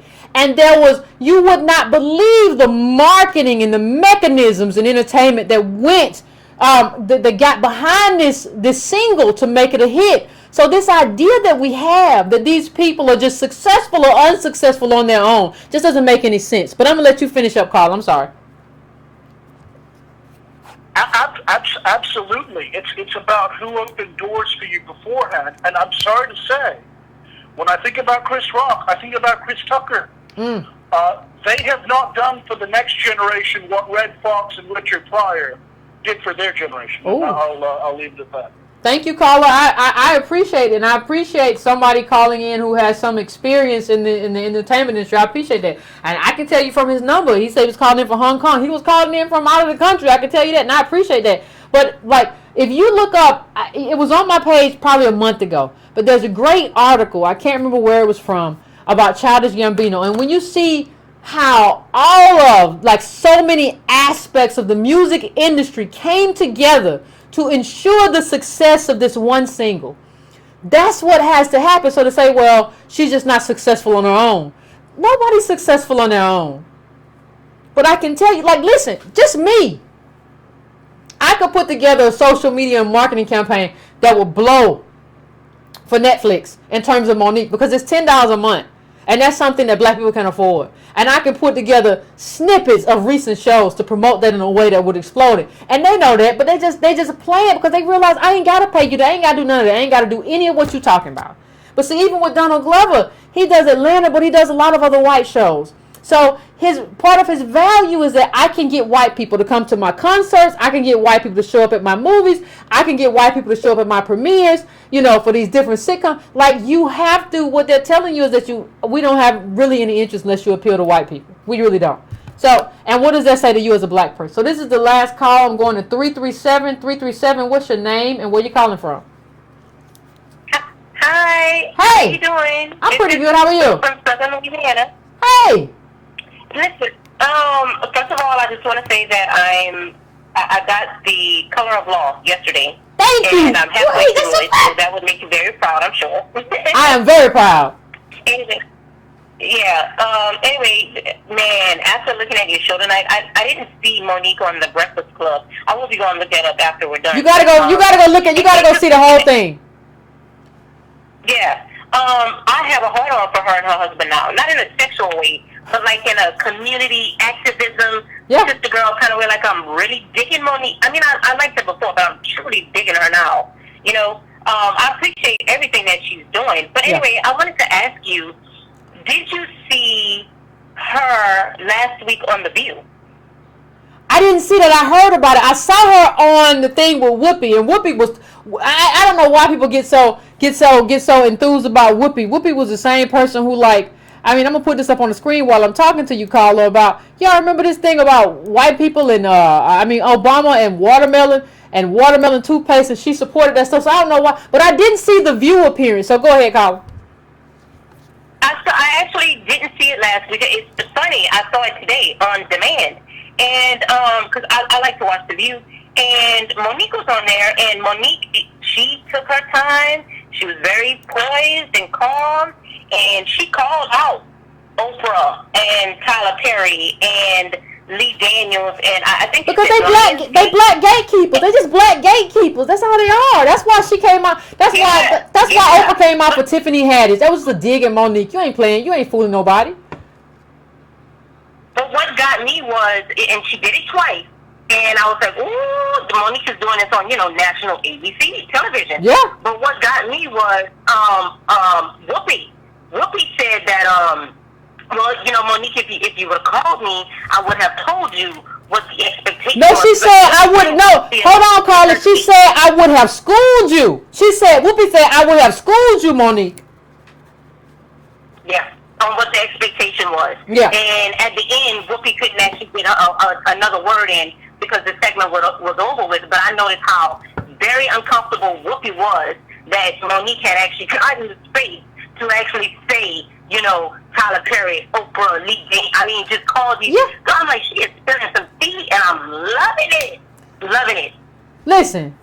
I listen. Let me just say this because you brought it up. I wasn't gonna really bring Whoopi into it, but let's bring Whoopi into it. Whoopi, you did The Color Purple. Phenomenal film. Was an Oscar-nominated film across the board. You did a phenomenal film. And then in like 2001 you did, and then after that, like you didn't fight for your space to get really good stuff. Like part of the problem, Whoopi, if you did your job, Whoopi, Monique might not have been here. But you didn't fight the fight that you should have fought, Whoopi. I saw Whoopi in 2001 did, and this is not, like she has a lot of movies, but a lot of them are garbage movies. Like you see, like 2001, she did Kingdom Come, and she was LL Cool J's mama. Like you see, what you see with Whoopi is this like really weird person who didn't stand up and try to get like great art for herself. And so then she wants to say, and then you can't, like when you do Kingdom Come or whatever it was, and you're playing LL Cool J's daddy, you can't then tell Monique that I'm gonna school you. You can't school me because you on The View. Like if you had really pivoted to be a real artist and to keep doing what you were doing, you would have been doing phenomenal projects right now. You wouldn't be on this little talk show. No, you're not in a position to school nobody. What school her on was not to do what she was going to school her on was obviously not to get great work for herself, but how not to get blackballed or blacklisted or she was going and keep your job. She said she was going to tell her that if you do a movie, you're required to promote it. But the thing is, Monique had already done all the promotion domestically, but they weren't willing to pay her to do the international promotion. Well, here's a woman who didn't even get if I would have heard this if Monique had gotten paid $5 million for the movie, but she got $50,000 for the movie, which she signed on for, and then you're gonna ask for extra, and you Oprah, and you a billionaire. If I'm a billionaire and you only got $50,000 for the movie, Monique, I'm gonna be like, Monique, I'm gonna cut you this $1 million. Can you come out the can real quick for me? I'm gonna hook you up. I got you. And then it can. Yeah. It requires a lot of money to go to Cannes. $50,000 on the movie. Yep. You're right. It's like, once again, Yvette, thank you for teaching me how to count because I was like, are you serious? You can? $50,000? Yeah. And listen.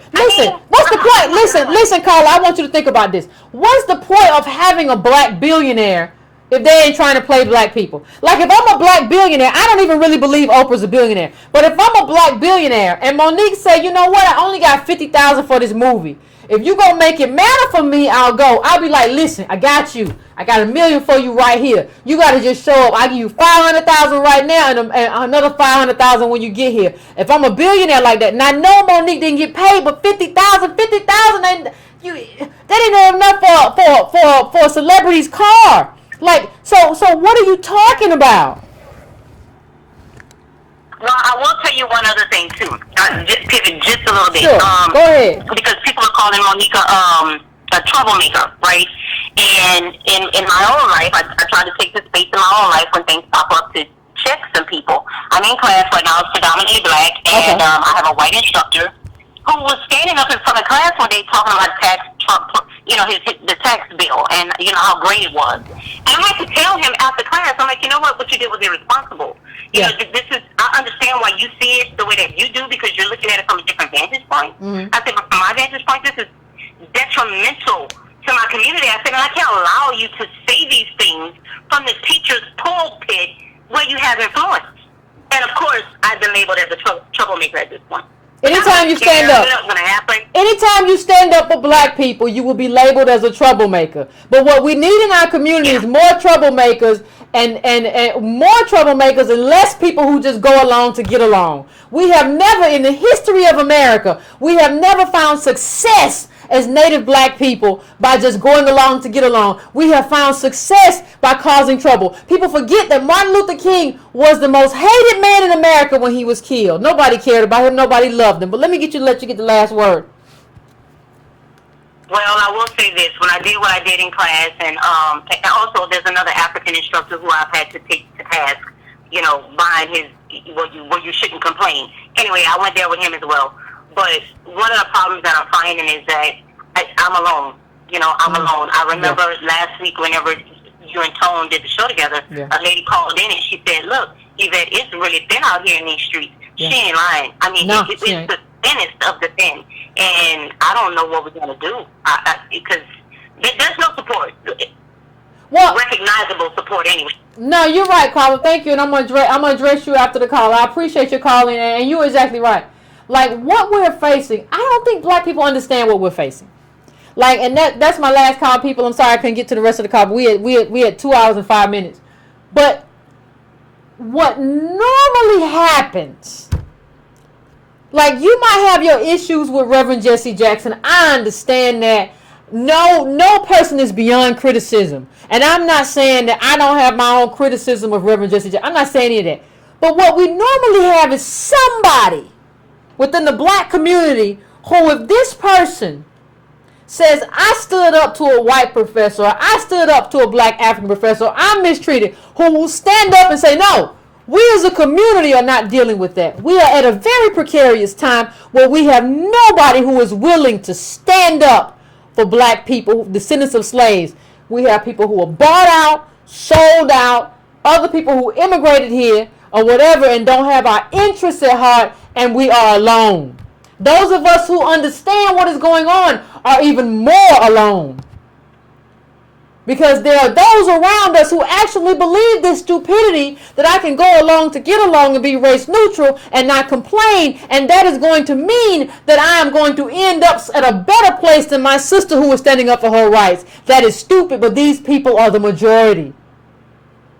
And so what we have to do in terms of being the Breaking Brown family, we have to not only try to educate some other people, but we have to support each other, right? And that's part of what Monday and Wednesday is about. That's about us having a community to support each other because nobody is supporting us. And at a certain point, we're going to have this conversation about who gets excommunicated from the community because everybody can't stay. And I've kind of led up to that and thrown hints about that's where I'm going. But it is what it is. And I just want you to know what it is because we can't stay this way. We cannot have a community of people who believe something that's ahistorical. Everything that black people have achieved and done in our life has because of a collective struggle. So you cannot want, let me just end with this.